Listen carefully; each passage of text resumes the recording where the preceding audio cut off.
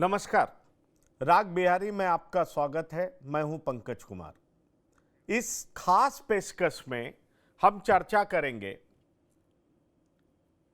जीतन राम मांझी और चिराग पासवान के बीच रार, कौन है जिम्मेदार। जी हां, दरअसल आपको बता दें कि जिस तरीके से एनडीए के दो घटक दलों के बीच में लड़ाई शुरू हुई है, उसके बाद बिहार की सियासत एक बार फिर गर्मा गई है। जीतन राम मांझी और चिराग पासवान के बीच कुछ दिनों से मामला ठंडा पड़ा था, लेकिन जीतन राम मांझी रुके नहीं। जीतन राम मांझी को लगा कि चिराग पासवान इन केन प्रकारेण एनडीए पर दबाव बना रहे हैं और इसलिए जीतन राम मांझी भड़क गए। और भड़कने की वजह क्या है वो भी बता गए। तो हमारे साथ इस मुद्दे पर विस्तृत जानकारी के लिए जुड़ रहे हैं डॉक्टर संजय कुमार, जो कि बिहार की राजनीति पर पैनी नजर रखते हैं। डॉक्टर संजय कुमार, स्वागत है आपका टीवी9 के इस प्लेटफॉर्म पर। मैं सीधा सवाल आपसे करना चाहता हूं, इस लड़ाई को आप किस तरीके से देख रहे हैं? जीतन राम मांझी क्यों भड़क गए चिराग पासवान पे? देखिए, चिराग पासवान और जीतन राम मांझी जी की अदावत बड़ी पुरानी है। हाँ, समय समय पर वो विस्फोटित होते रहता है। शाहाबाद की सभा के बाद फिर चिराग पासवान ने जो दावे किए और जो उन्होंने अपना प्रदर्शन किया, इसको लेकर के जीतन राम मांझी ने फिर एक बार अपनी पीड़ा सार्वजनिक की।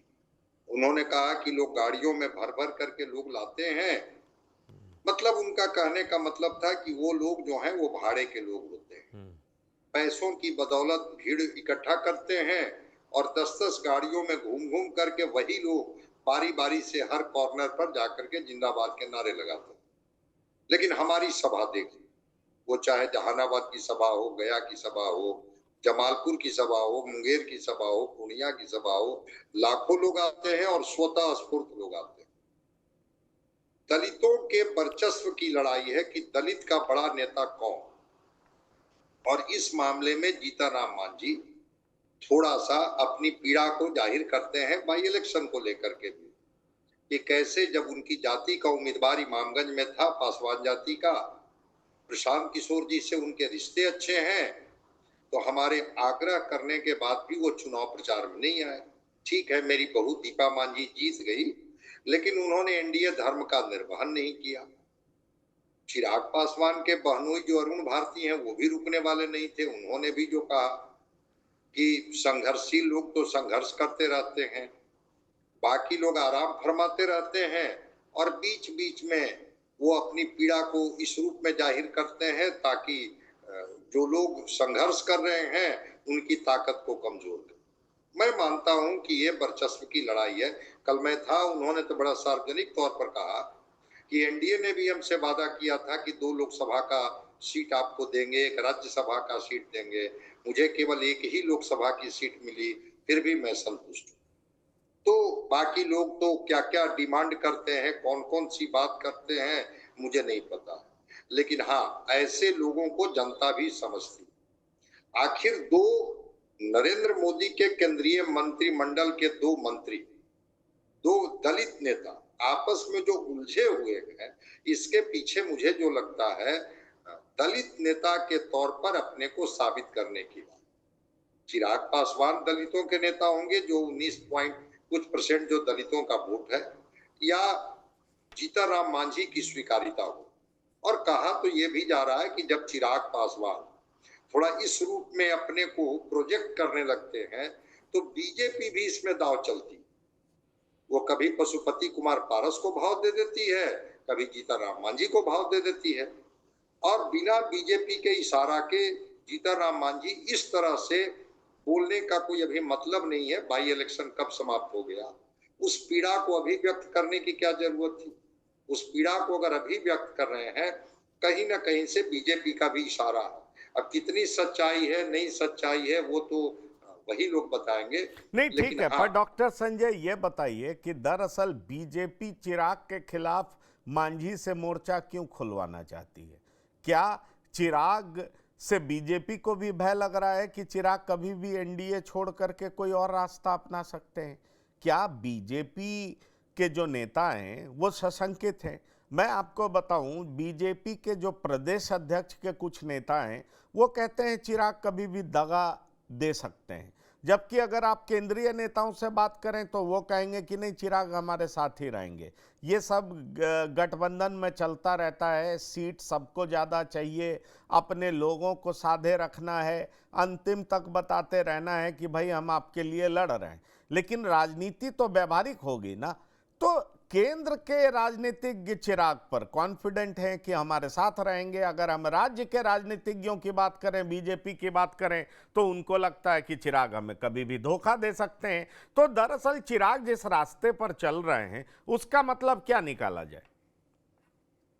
देखिए, केंद्र के नेता नहीं बोल पा रहे हैं वो अलग स्थिति है, लेकिन लेटरल एंट्री पर जो चिराग का स्टैंड है, कोटा विद इन कोटा पर जो चिराग का स्टैंड है, जिस तरह से भारत बंद में चिराग का स्टैंड है, केंद्र भी इस बात को समझती है। और जो चिराग ने खुद कहा कि 1 मिनट में मैं मंत्री पद पर लात मार दूंगा, इसके क्या मायने हैं?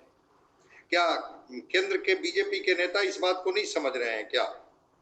और दूसरी तरफ विजय सिन्हा जो डिप्टी सीएम है, उस दिन पहले ही तो उन्होंने कहा था कि अभिनेता बिहार में नेता कैसे बनेगा, मतलब अभिनेता को किसी बिहार की जिम्मेवारी कैसे दी जा सकती है। वो इशारा कहाँ था सब लोग समझ सकते हैं। जीतन राम मांझी ने खुल करके कहा कि मुख्यमंत्री पद की कोई वैकेंसी ही नहीं है। तो क्या केंद्र की राजनीति से बिहार की राजनीति में चिराग पासवान विधायक बनने आ रहे हैं? क्या ये बात बीजेपी के लोगों को या इनके गठबंधन के साथियों को नहीं पता है क्या? और कल बदल गए, कल से उनकी भाषा बदली हुई है कि अगर हमें निषाद आरक्षण की बात मान लेती है बीजेपी तो नरेंद्र मोदी कोई बुरे तो नहीं है। मुकेश सहनी के बारे में हम लोग पहले से ही प्रिडिक्शन कर रहे हैं। तो चिराग पासवान और प्रशांत किशोर के रिश्ते को लेकर के सवाल होते रहे हैं। और मैं एक चीज बड़ा स्पष्ट कर दूं कि शाहाबाद और मगध, पिछली बार जो एनडीए की कमजोर कड़ी थी यही दोनों इलाका था। 22 सीटें थी शाहाबाद की और मगध की सीटें। इस बार बीजेपी कोई रिस्क नहीं लेना चाहती कि अगर चिराग खेल बिगाड़ते हैं वहां, इसके पहले ही हम सतर्क हो जाए और सतर्क होकर के हम एनडीए को इतना मजबूत रखें, इतना इंटैक्ट रखें और किसी को इतना महत्वाकांक्षी नहीं हो, जिसको राजनीति में कहते हैं चेक एंड बैलेंस। तो आखिर जीतन राम मांझी इतना अटैकिंग क्यों हो गए भाई? चिराग पासवान शाहाबाद में रैली कर रहे हैं, वो अपनी बात बोल रहे हैं। जीतन राम मांझी का दर्द कैसे छलकने लगा कि ये चिराग जो है वो भाड़े की भीड़ पर ये इस तरह का प्रदर्शन करते हैं, जबकि हमारे साथ समर्पित कार्यकर्ता हैं, हमारे साथ जो लोग हैं वो वही असली लोग हैं, उनके साथ कौन लोग हैं ये सबको पता है। आखिर जीतन राम मांझी को चिराग पर इतना अटैकिंग होने का, जबकि दोनों अलायंस में, एक ही अलायंस में है, सीट का भी बंटवारा नहीं हुआ है। इशारा तो समझ ही पा रहे हैं कि इशारा उनको कहीं से मिला होगा, तभी वो थोड़ा अटैकिंग मूड में आए होंगे कि चलिए चिराग को थोड़ा घेरा जाए, कॉर्नर किया जाए। कितना घेरते हैं, क्योंकि फिर चिराग एक अगली रैली करने जा रहे हैं। तो और इनके बहनोई बोल चुके हैं अरुण भारती कि मुख्यमंत्री के वो दावेदार हैं। ठीक है, चिराग नहीं बोले हैं, लेकिन अरुण भारती तो कह चुके हैं। इधर जीतन राम मांझी कहते हैं कि मुख्यमंत्री की कोई वैकेंसी नहीं है। तो अब इस मामला में लगता तो है कि जो उनकी महत्वाकांक्षा है चिराग की, उस महत्वाकांक्षा पर कहीं ना कहीं से चेक एंड बैलेंस के लिए बीजेपी ने भी थोड़ा सा इशारा किया होगा जीतन राम मांझी जी को, या आप खुल करके बोलिए, क्या दिक्कत है बोलने में आपको? बिल्कुल, ये बात आप ठीक कह रहे हैं, लेकिन सवाल ये उठता है, मैं वही आपसे पूछना चाहता हूं। एके झा जी, भारती जी, अरुण भारती अभी क्या बोल रहे हैं, पर पिछले 2020 के चुनाव और इस चुनाव में एक फर्क नजर आ रहा है।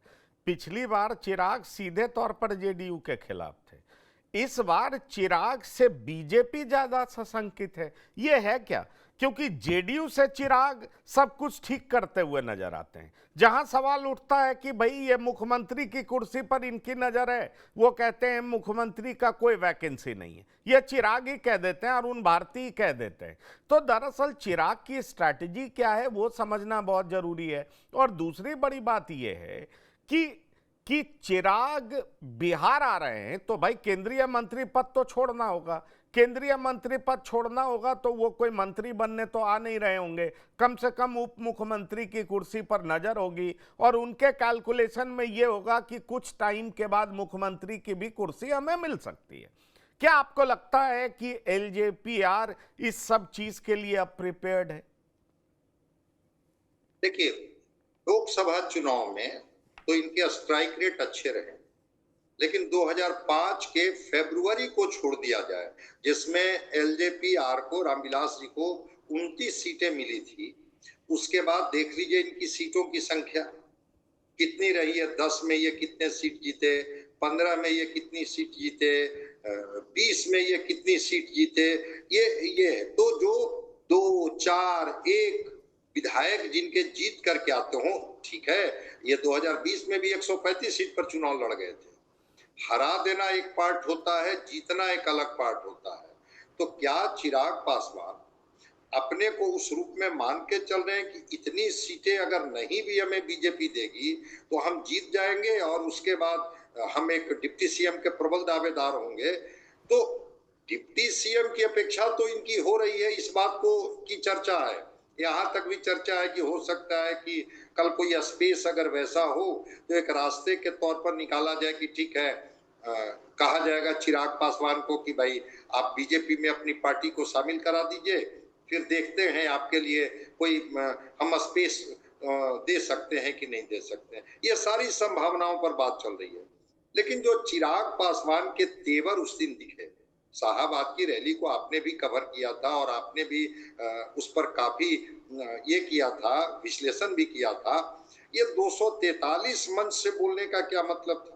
हालांकि बाद में नीचे आकर के वो सफाई दी है कि नहीं, 243 हमने एनडीए के परिप्रेक्ष्य में कहा था।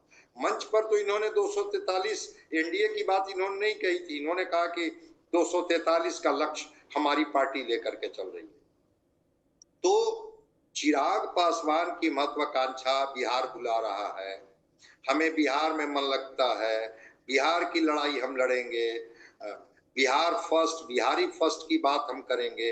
आखिर एकाएक केंद्र में मंत्री पद लेने के बाद बिहार और बिहारियों के प्रति जो इनका प्रेम जगा है, बिल्कुल मैं आपसे सहमत हूं कि ये कोई विधायक बनने और कोई मंत्री बनने के लिए नहीं इनका प्रेम जगा है। ये कोई स्पेस ही लेना चाहते हैं, जिस स्पेस को लेकर के जीतनराम मांझी के कान खड़े हो गए कि भाई दलित नेता तो एस्टेब्लिश्ड हम हैं, हम बिहार के पूर्व मुख्यमंत्री रहे हैं, हमारी स्वीकारिता है, हमारे समाज का भी 3.65% वोट है, दलित के बीच में हमारी एक अपनी पहचान है, हम लड़ते भिड़ते रहे हैं दलितों के सवालों को लेकर के। आखिर ये चिराग स्पेस को कैसे ले लेंगे? इसको लेकर के जब इनके कान खड़े हुए तो इन्होंने अटैक करना शुरू किया कि भाड़े की भीड़ और भाड़े के लोग जो हैं वो कोई राजनीतिक दिशा और दशा नहीं तय कर सकता है, हमारे लोग समर्पित लोग हैं। तो चिराग पासवान क्या 20 सीट पर, 15 सीट पर, 25 सीट पर मान जाएंगे और वो क्या वो सारी सीट जीत जाएंगे? या अगर उनको इतनी ही सीटों पर लड़नी है तो फिर आखिर बिहार की राजनीति में इतनी दमखम के साथ वो क्यों अपने को प्रोजेक्ट करना चाह रहे हैं? ये सारे सवाल वहां पर जाके ठहरते हैं। जो सवाल का उत्तर आपने दिया कि क्या वो कुछ उम्मीद कर रहे हैं कि हमें कोई बिहार में महत्वपूर्ण जगह दी जाएगी, बिल्कुल इस उम्मीद से ही वो बिहार में अपनी संभावना तलाश कर रहे हैं। अब बीजेपी कितना इनको स्पेस देती है नहीं देती है, नहीं, पर एक थोड़ा बात हम लोगों बताइए, को एक बात इंतजार। बताइए, सीटों को लेकर के नाराजगी है क्या? चिराग बार्गेन कर ले रहे हैं, जीतनराम मांझी कर नहीं पा रहे हैं। जीतनराम मांझी कह रहे हैं कि हमें 2 लोकसभा सीट की बात कही गई थी और 1 राज्यसभा, लेकिन हमें मिला 1 ही। तो इसका मतलब क्या है? इसका मतलब क्या ये है कि जीतनराम मांझी भी नाराज हैं, उनको लग रहा है चिराग को ज्यादा तवज्जो मिल रहा है? बिल्कुल नाराजगी है। और वो तो खुल करके उन्होंने, वो जो जिस जहानाबाद की रैली की बात वो कर रहे थे, उसमें उन्होंने कहा था जब झारखंड के इलेक्शन में और दिल्ली के इलेक्शन में इनकी पार्टी को जब कोई सीट नहीं मिली थी, तो इन्होंने खुल करके कहा था कि हम कमजोर हैं, इसलिए हमें वहां तवज्जो नहीं दिया गया, लेकिन अगर हम बिहार में मजबूत हैं तो हम अपनी हिस्सेदारी लेकर के रहेंगे। बिल्कुल वो पीड़ा है कि आखिर सीटों के मामले में चिराग बाजी मार ले जाते हैं, और हमारे हिस्से में वो तो कह रहे हैं कि 2 लोकसभा और 1 राज्यसभा की बात की गई, हमें नहीं दिया गया, 1 दिया गया। चिराग को 5 कहा गया, 5 दे दिया गया। वो तो खुल करके इस बात की चर्चा वो कर रहे हैं। तो सीटों को लेकर के तो मांझी जी की नाराजगी साफ दिखती है, इससे कहाँ इनकार कर सकते हैं। लेकिन दलित नेता के तौर पर कौन बिहार में सर्वमान्य होगा, इसको लेकर के भी प्रतिस्पर्धा है। चिराग जहां बिहार नहीं, एक वैक्यूम जो देख रहे हैं दलित नेताओं के बीच में, मायावती और भी जो दलित नेता हैं उनकी कमजोर पक्ष को देखते हुए कि हमारा एक स्वीकारिता राष्ट्रीय फलक पर हो सकता है। जीतन राम मांझी बिहार के ही स्तर पर, लेकिन वो चाहते हैं कि हमारी दावेदारी मजबूत हो, और इसी बात को लेकर के दोनों के बीच में प्रतिस्पर्धा खुल करके सामने आ गई है। अगर इधर से बयानों के तीर चल रहे हैं तो उधर से भी जवाब आ रहा है कि लोग आराम फरमाते रहते हैं, और जब कोई व्यक्ति आगे बढ़ता है तो उनको देख करके उन्हें ईर्ष्या होती है। अरुण भारती तो यही अपने ट्वीट में कर रहे हैं। जीतन राम मांझी कह रहे हैं कि ये कौन लोग हैं और कहां से इनके पास पैसा आया, जिसकी वजह से वो भीड़ का रिफ्लेक्शन दिख रहा है, इसको भी समझने की जरूरत है। तो सीटों की पीड़ा तो है ही, इससे कहां इनकार किया जा सकता है। ठीक है, सीटों की पीड़ा है, इस बात से इनकार नहीं किया जा सकता। ये सारी बातें आपको आप कह रहे हैं डॉक्टर संजय, लेकिन एक बात बता दीजिए, चिराग को कितनी सीटें मिलने जा रही है और जीतन राम मांझी कितनी सीटें पाने जा रहे हैं? चिराग पासवान 20 से लेकर के 25 के बीच में, अब जो आंकड़ा हो जाए, ये तो पर नहीं किया चिराग जा उसके सकता लिए है। बिल्कुल तैयार लेकिन नहीं है। 30 सीट तो कहते हैं मेरा ऐसे बनता है, चिराग 30 से ज्यादा सीट चाहते हैं। क्या संभव है बीजेपी के लिए? बीजेपी देने जा रही है चिराग को? फिर कोई सवाल ही नहीं उठता है। फिर बीजेपी और जेडीयू कितना पर लड़ेगी। और यही बात तो ललन सिंह ने एयरपोर्ट पर कह दिया था अरुण भारती को कि आप तो बीजेपी के पाले में हैं, उनसे आप बात कर लीजिए कि बीजेपी आपको कितना सीट देगी। तो वैसी स्थिति में बीजेपी आखिर कितनी सीटों पर लड़ेगी? अगर मुकेश सहनी भी उनके पाले में आ जाते हैं तो फिर तो एक समस्या है। जीतन राम मांझी ने तो कल कहा, खुल करके कहा, पब्लिक डोमेन में कहा कि मुझे जो भी मिलेगा मैं उस पर संतुष्ट रहूं। तो जीतन राम मांझी ने जब कोई टर्म ही कंडीशन नहीं रखा है, उन्होंने पब्लिक डोमेन में कह रहे हैं कि मुझे जो सीटें मिलेगी मैं उसी में संतुष्ट हूं, मैं उसी में लड़ूंगा, लेकिन मैं एनडीए के साथ रहूं। तो फिर जीतन राम मांझी पर्दे के बाहर तो कोई टर्म एंड कंडीशन की बात नहीं कर रहे हैं। अब पर्दे के पीछे तो कभी 60, कभी 50, और कल भी उन्होंने कहा कि मैं अपनी सभाओं में क्या बोला हूं सीटों को लेकर के, आपको पता है, बार बार इस बात को मैं क्यों दोहराऊं। तो भाई वो तो रैली में तो बोल चुके थे कि कम से कम हमें 60 चाहिए, 50 चाहिए। किसी को अगर 4 रोटी की भूख है, 1 रोटी उसे आप देंगे तो उसकी भूख कैसे मिटेगी, ये सब बात तो बोल ही चुके हैं। लेकिन कल बड़ा संतोष व्यक्त कर रहे थे कि नहीं नहीं, जितनी भी सीटें मुझे एनडीए दे देगी, मुझे लगता है कि जीतन राम मांझी के हिस्से में और उपेंद्र कुशवाहा के हिस्से में भी 10-10 सीटें जरूर रहेगी। उपेंद्र कुशवाहा जी के भी जो तेवर हैं, उसमें लगता नहीं है कि 10 सीट से कम पर वो मानेंगे। और जीतन राम मांझी भी 10 सीट से 4 तो इनके जीते ही हुए हैं। चिराग पासवान को लेकर के देखिए, अगर वो नहीं मानते नहीं, हैं तो अगर फिर जीतन राम मांझी 10 मांगेंगे और जहां तक सवाल है उपेंद्र कुशवाहा 10 से कम पे नहीं मानेंगे, तो 20 तो यही हो गया। तो फिर चिराग 30 से कम पे कैसे मानेंगे? तो 50 तो ये हो गया। अब 50 ये हो गया, मतलब कुल मिलाकर के अगर सीटों की संख्या की बात करें तो 193 सीट बचता है। 193 सीट पे 100 पे जेडीयू लड़ेगी और 93 पे बीजेपी लड़ेगी। इसकी संभावना आपको दिखाई पड़ती है। और खास तौर पर हम कहें तो बीजेपी बीच बीच में बोल देती है मुकेश सहनी के लिए भी रास्ता खुला हुआ है। मुझे कई बार ये लगता है, और वो हम अगले शो में चर्चा भी करने जा रहे हैं, मुझे कई बार लगता है कि जब चिराग को टैकल करना मुश्किल होता है तो बीजेपी पशुपति पारस का ही नहीं बल्कि मुकेश साहनी का भी रास्ता टटोलने लगती है, खोलने लगती है, कहती है कि भाई मुकेश साहनी के लिए भी दरवाजा खुला हुआ है।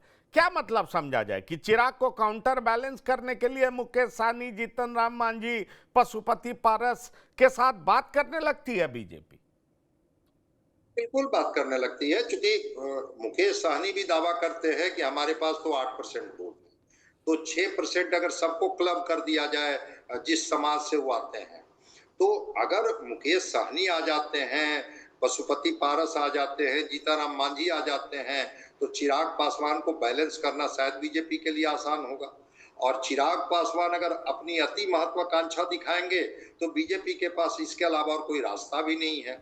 मैं मानता हूं कि मुकेश साहनी का कल का जो बयान है एक तरह से इशारा ही है कि हाँ, मुझे बीजेपी में अगर मौका मिलता है, क्योंकि जितनी सीटों की बात वो कर रहे हैं उतनी सीटें इंडिया गठबंधन उनको देने नहीं जा रही है, और मुकेश साहनी अंतिम समय में अपना ये बदलते हैं, तो स्वाभाविक है कि चिराग पासवान अगर नहीं मानेंगे तो बीजेपी जो बड़ी पार्टी के तौर पर उभर करके आई थी इस बिहार में, अपने को इतना कट साइज नहीं कर लेगी कि वो 90 सीट पर और 92 सीट पर और 93 सीट पर लड़ेगी, वो भी एक सम्मानजनक सीटों पर ही लड़ेगी। आखिर कोशिश करेगी बीजेपी की चिराग पासवान मान जाए, अगर नहीं मानते हैं तो फिर मुकेश साहनी को ला करके फिर वो बैलेंस करने की कोशिश करेगी बीजेपी, निश्चित रूप से मैं सहमत हूं आपसे। चलिए, आपको यह लगता है कि सबको बैलेंस करने की कोशिश करेगी बीजेपी, लेकिन बीजेपी के लिए बैलेंस करना कितना मुश्किल होगा ये आप समझ सकते हैं। डॉक्टर संजय, एक और सवाल पूछूंगा। कई सीटें ऐसी हैं जहां पर चिराग पासवान की पार्टी नंबर 2 थी, जेडीयू हार गई थी। सवाल ये उठता है कि 9-10 तो ऐसी सीटें हैं जिसको लेकर के बहुत ज्यादा चर्चा हो रही है। दिनारा उनमें से एक है, हरनौत उनमें से एक है। कई सारी ऐसी सीटें हैं जिसको लेकर के चर्चा है कि चिराग पासवान चाहते हैं कि ये सीट हमें मिले। तो एक तो नंबर ऑफ सीट्स, दूसरा सीट का सिलेक्शन, क्या सुलझता हुआ आपको दिखाई पड़ रहा है? आपको लग रहा है कि ये कब तक सुलझ जाएगा? सीटें ऐसी थी जिसमें ये नंबर 2 पर थे, और एक सीट तो ये जीते ही थे, जो बेगूसराय की वो जो सीट थी। तो निश्चित रूप से चिराग पासवान इसके लिए दबाव बनाएंगे, लेकिन वो कैंडिडेट कौन थे? वो भारतीय जनता पार्टी के बागी कैंडिडेट ही तो उस सीट पर चुनाव लड़े थे। अब दिनारा सीट पर वो जो चुनाव लड़े थे वो सबको पता है कि कौन चुनाव लड़े थे। तो चाहेंगे कि मजबूत सीट हमें मिले, जहां हम 2 नंबर रहे हैं वहां पर हमें कम से कम जरूर टिकट मिले और हमारे उम्मीदवार वहां से जीते। लेकिन शाहाबाद और मगध, फिर मैं दोहरा रहा हूं, लगातार 2015 से 20 में वो एनडीए गठबंधन कमजोर रही है, और वहां पर लेफ्ट को बैलेंस करने के लिए चिराग को थोड़ा तवज्जो भी देनी पड़ेगी, तो एनडीए उनको तवज्जो देगी कि ठीक है, अगर आपको लगता है कि आप वहां मजबूत हैं तो आप अपने कैंडिडेट को उतारिए, हम दूसरी जगह से लड़ लेंगे। ऐसा संभव है, क्योंकि वो शाहाबाद का इलाका, वो लेफ्ट और मगध का इलाका, वो लेफ्ट ओरिएंटेड इलाका है, और जैसे ही आरजेडी, लेफ्ट और कांग्रेस की ताकत मिलती है, एनडीए वहां कमजोर हो जाती है और वो सीट गवा बैठती है। इस बार एनडीए नहीं चाहेगी कि उन सीटों को हम लूज करें। ठीक है, आपने बिल्कुल सही कहा, एनडीए नहीं चाहेगी उस सीट को लूज करें। अब यह देखना बेहद दिलचस्प होगा कि कैसे तमाम घटक दलों के बीच में, इन घटक दलों के बीच में बीजेपी सामंजस्य बिठा पाती है। और यह बीजेपी के लिए बहुत बड़ी चुनौती होगी, क्योंकि जिस तरीके से कहा जा रहा है जेडीयू के द्वारा, बड़े नेताओं के द्वारा, कि भाई आप बीजेपी के कोटे में, तो बीजेपी के लिए बड़ी चुनौती होगी कि वो जेडीयू को भी मैनेज करे, हिंदुस्तानी आवाम मोर्चा को भी मैनेज करे, कि चिराग पासवान को भी मैनेज करे और अन्य दलों को भी मैनेज कर सके, क्योंकि जीत बहुत जरूरी है। चलिए, इस खास पेशकश राग बिहारी में डॉक्टर संजय शामिल होने के लिए बहुत बहुत धन्यवाद और शुक्रिया। तो राग बिहारी में इतना ही। ताजा तरीन खबरों के लिए हम लगातार देखते रहेंगे TV9। धन्यवाद, नमस्कार।